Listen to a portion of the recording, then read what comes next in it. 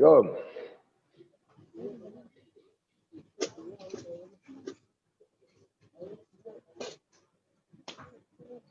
Ya, jadi semua sudah ada yang ngurus. Secara fisik sudah ada yang ngurus. Nah, jadi urusan tubuhnya sudah diurus sama bakul kain, bakul baju. Urusan telinganya sudah diurus sama seniman musik. Urusan giginya sudah diurus sama bakul odol sama bakul pasta gigi. Urusan kaki manusia diurus sama tukang sepatu. Jadi seluruhnya sudah ada yang ngurus. Di manusia itu semuanya sekarang sudah ada yang ngurusi, bahkan alisnya tok ada yang ngurus. Ahli spesialis alis. Hidup tok ada yang ngurus, semua ada. Bahkan sampai ada yang khusus ngurus bulu hidung, ada. Yang ngurus kuku namanya manikur, pedikur, sudah ada semua. Jadi sejarah perkembangan manusia ini semua sudah ada yang ngurus. Nah, semua ada yang ngurus. Nah, tinggal masalahnya adalah semua perangkat itu tidak menghasilkan sesuatu yang balance ketika manusia yang sesungguhnya nggak ada yang ngurus. Jadi manusia yang sesungguhnya itu di mana? Ada di dalam sebuah daging. Jadi inna fil jasadi mudghah idza saluhat saluhal jasad wa idza fasadat fasadal jasad ala wahyal qalb. Nah, di dalam diri manusia itu ada segumpal daging. Yang daging itu di dalamnya menentukan segalanya. Kalau dia baik, seluruh tubuh baik. Kalau dia buruk, seluruh tubuh akan buruk. Apa itu? Qalb, qalbun, hati. Secara fisik mungkin jantung ya. Tapi di dalam jantung itu namanya qalb. Nah, di dalam qalb itu ada namanya ruhani. Ruhani inilah yang lintas dimensi, lintas peradaban. Karena ruhani ini ada semenjak belum adanya raga. Makanya orang membunuh itu paling bahaya adalah membunuh nyawa, yang nyawa itu usianya sama dengan semua manusia. Jadi paket nyawa itu berat kalau harus dihabisi. Karena apa? Semua nyawa itu umurnya sama. Hanya persoalan kapan waktunya turun dan kapan waktunya ditaruh di dalam jasad. Nah, asupan gizinya beda. Asupan gizinya agama. Kalau yang jasad ini karena memang berasal dari dunia, dari makanan orang tua, dari menunya. Maka penyelesaiannya adalah makan. Memperbesar nutfah yang jadi jasad itu makan. Tapi penyelesaian yang rohani, nyawa ini urusannya yang ngerti, yang menurunkan. Nah, pertama kali nyawa itu dibikin sama Allah, itu ditanya ketika mau diturunkan. Alastu bi rabbikum, apakah engkau lupa bahwa aku ini Tuhanmu? Maka nyawa itu menjawab, qalu bala syahidna. Ya Allah, aku jadi saksi kalau engkau itu Allah. Fanfukhur ruh, maka ditiupkanlah ruhani itu ke dalam daging. Nah, ketika ditiupkan itu, dalam daging itu, kemudian ada dimensi-dimensi jasadi yang kemudian bisa membelenggu ruhani. Ini. Tuh, membelenggu ruhani. Kenapa? Karena jasad itu berasal dari dunia. Dia makhluk dunia. Dia tidak mengenal Allah. Ketela pohon. Nutfah itu kan saripati, makanan orang tua yang dicampur, yang menghasilkan pertemuan, kemudian 3 bulan menjadi nutfah menjadi alaqah, 4 bulan jadi mudghah. Proses 9 bulan menghasilkan jabang bayi. Nah, ketika ruhani yang sudah mengenal Allah, dia akan bertemu dengan jasmani yang sifatnya dunia. Yang sifatnya ragawi. Tangan bagaimanapun juga dia berasal dari dunia, kecenderungannya dunia. Seluruh tangan kalau lihat barang bagus ya pengen megang. Lihat bokong itu ya pengen nyentuh. Itu lumrah. Ya. Mata itu dunia. Dia dibesarkan oleh nutfah-nutfah dunia. Maka kalau lihat sesuatu ya pasti tertarik. Coba naik motor pinggir sungai gitu, tiba-tiba ada orang mandi. Pasti ditengok. Pasti ditoleh, itu siapa? Sama. Sepatu, kaki itu dunia, kecenderungannya dunia. Itu nggak bisa dihindari. Nah, ketidakmampuan menghindari sesuatu yang bersifat dunia ini terkadang menghasilkan sikap bahwa semua akan selesai di dunia. Dia lupa bahwa yang berasal dari langit akan kembali ke langit. Yang namanya ruhani akan kembali ke alam ruhani.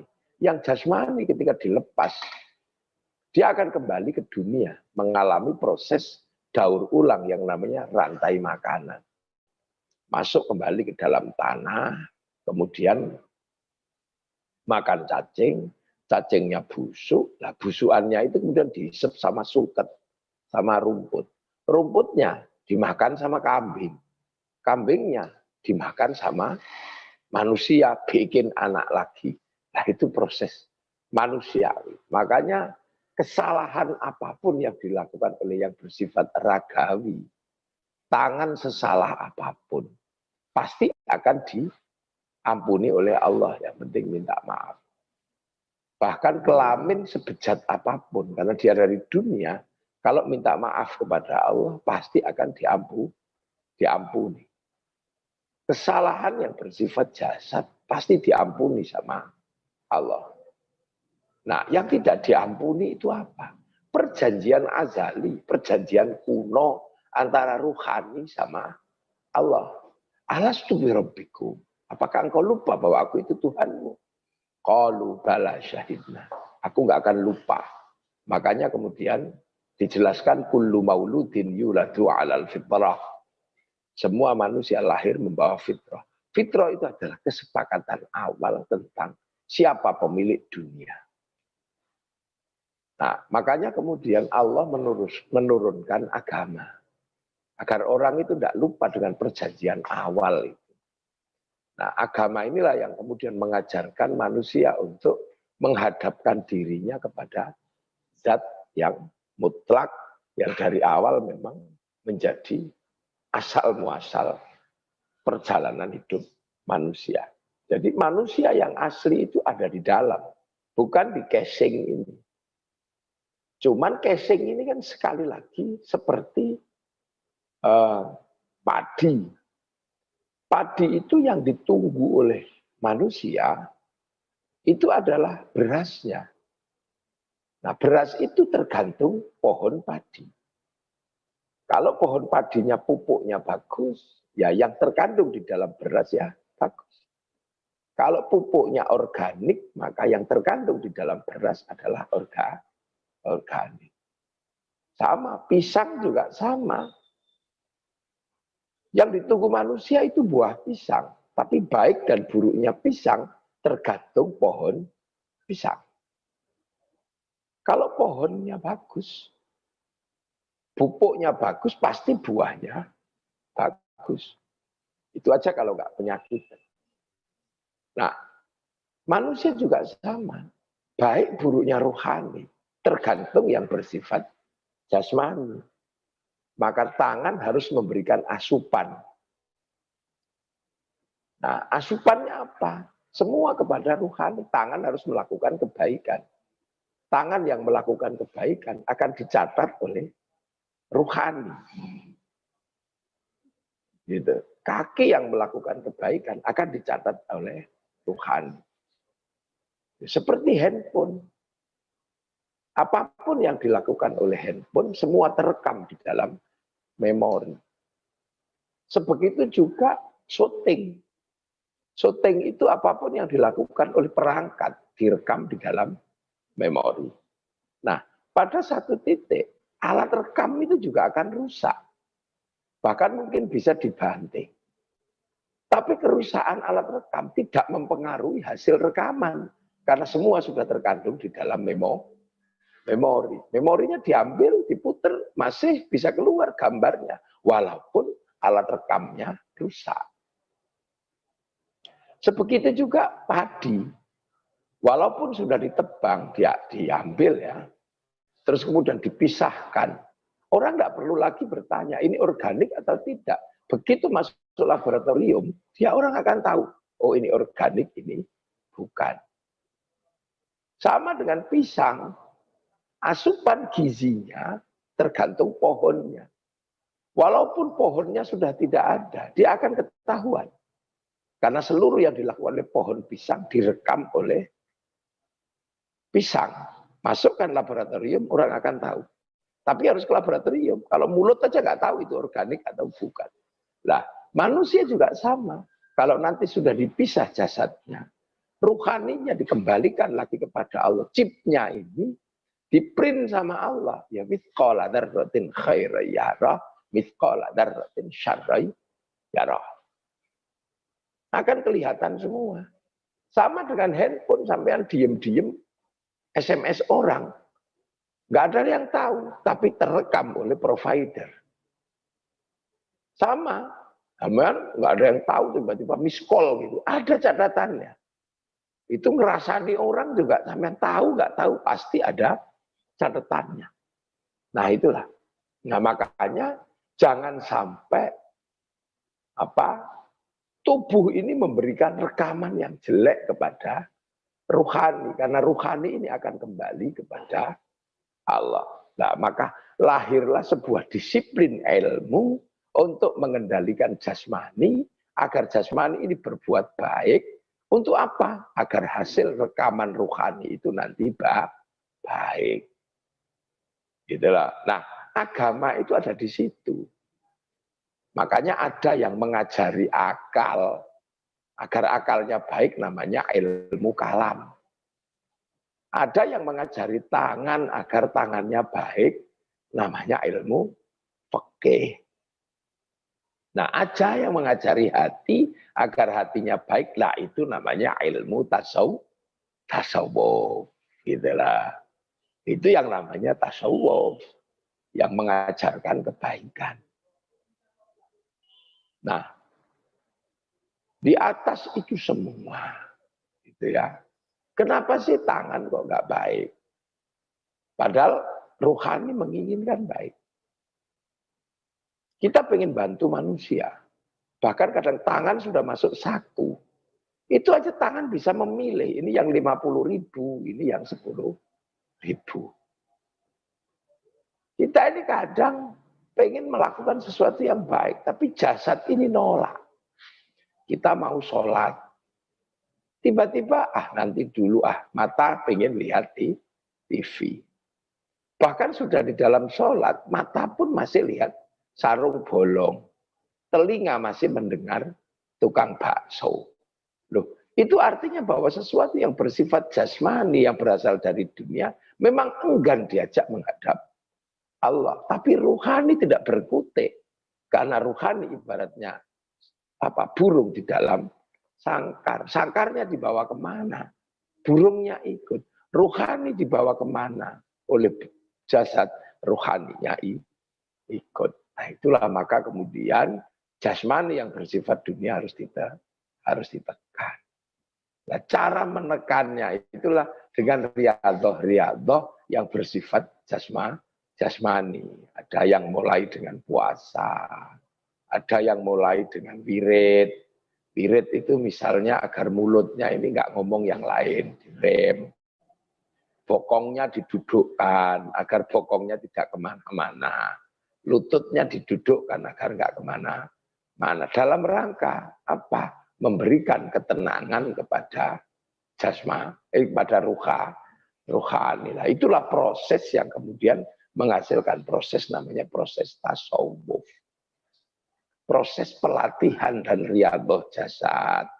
Agar apa? Jasadnya ini tidak punya kecenderungan yang ini, makanya riyadhah biasanya paling sering dilakukan itu puasa. Karena apa? Puasa ini membuat nafsu syahwat jasadiah ini berkurang.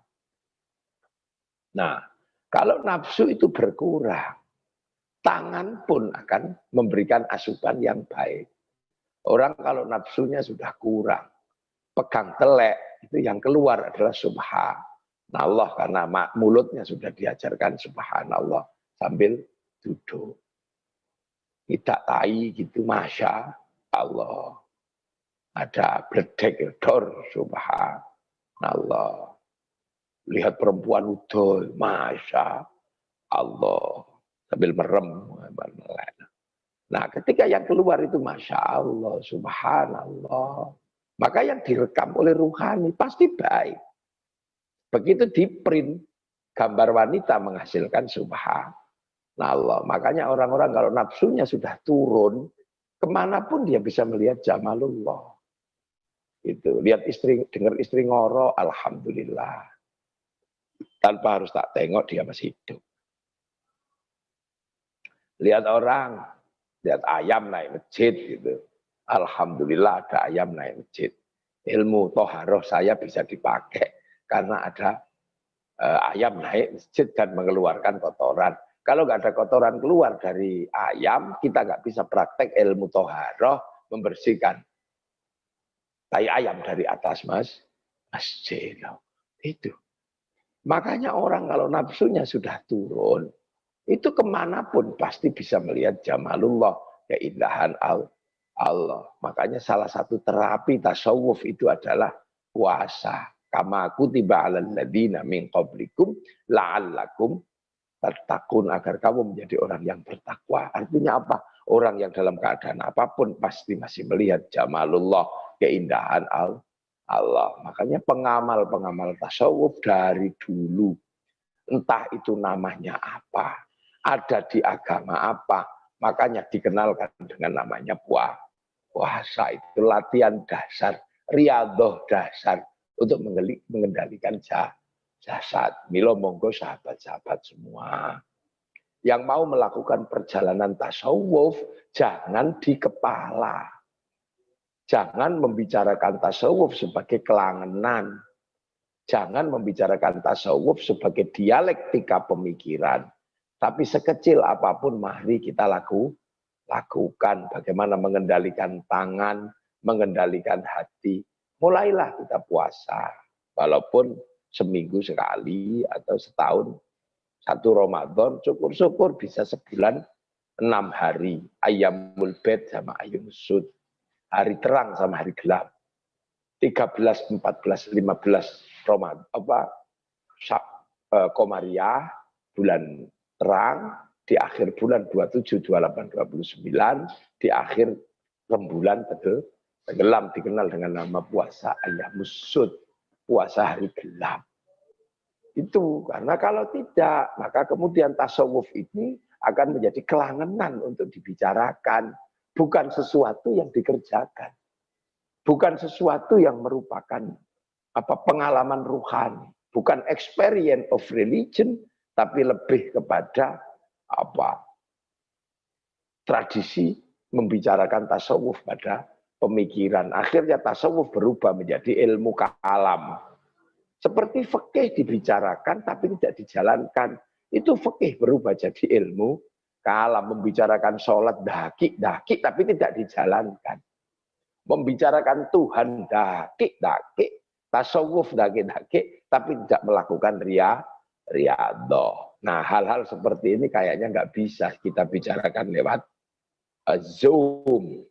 Suatu saat sampai akan saya temui. Ya, saya tunjukkan bagaimana caranya menjalankan tasawuf bukan sebagai manhaj berpikir, tapi menjadi pengalaman keagamaan. Titik tapi dilakoni, itu lebih penting. Ya, Syekh Abdul Qadir Al-Jilani 25 tahun di padang pasir. Sunan Kalijaga 3 tahun di tepi sungai. Mbah Hasyim Asy'ari dari hulu sampai hilir Sungai Brantas hampir 3 tahun. Wah, ulama-ulama dulu mengalami proses batin yang luar biasa, menjalankan tasawuf sebagai experience of religion, sebagai pengalaman keagamaan. Lah itu nanti kalau kita ketemu, selamat hari ulang tahun Padepokan apa-apa ini namanya. Ya, ini nanti tak kumpulin sampean. Tak ajarkan bagaimana menjalankan tasawuf bukan bagian dari pemikiran, tapi tasawuf sebagai laku batin. Ya, itu yang penting. Saya ucapkan selamat ulang tahun, selamat anniversary kalau kata orang modern ya, berulang tahun. Nanti kita lanjutkan kapan-kapan, terutama Mbak Era Sukamto. Nanti kalau saya ke Jakarta atau saya di Surabaya atau di mana, kita ketemu dan kita bicarakan dengan intens. Bagaimana tasawuf menjadi perilaku, bukan menjadi pemikiran. Mungkin itu yang bisa saya sampaikan. Karena ini peliknya luar biasa, nggak cukup Zoom seperti ini. Apalagi berbicara tasawuf di Nusantara. Itu kita mulainya jauh sebelum zaman Hindu, yaitu zaman Kapitayan. Ketika orang Jawa punya agama yang namanya Sakyang Toyo. Sakyang Toyo itu sang suwung tan keno kinoyo ngopo, itu ada. Dengan ikon besarnya Sang Semar. Tuh. Nah itu nanti kalau kita ketemu ya, biar agar tasawuf itu tidak menjadi budaya berpikir, tapi tasawuf menjadi budaya perilaku. Kalau bisa menikah itu adalah bukan teori, tapi pengalaman. Jadi kalau teori menikah itu ya banyak orang tahu, tapi pengalaman menikah itu ya nggak banyak yang tahu. Bahkan nggak bisa diceritakan, pokoknya enak. Gitu. Enak piye, pokoknya enak. Gitu kan. Nggak bisa itu gimana, mau ceritakan enak itu gimana. Pokoknya enak, enak gimana. Nah itu nanti kita bicarakan pada forum yang lebih terbuka sambil syukur-syukur bisa bakar kambing atau bakar sate itu kan enak itu. Enak itu. Bagaimana berpikir tasawuf bukan menjadi manhajul fikr, tapi menjadi experience of religion, menjadi pengalaman keagamaan. Mungkin itu karena saya harus pamit karena masih banyak kegiatan yang harus saya lakukan. Semoga ada manfaatnya.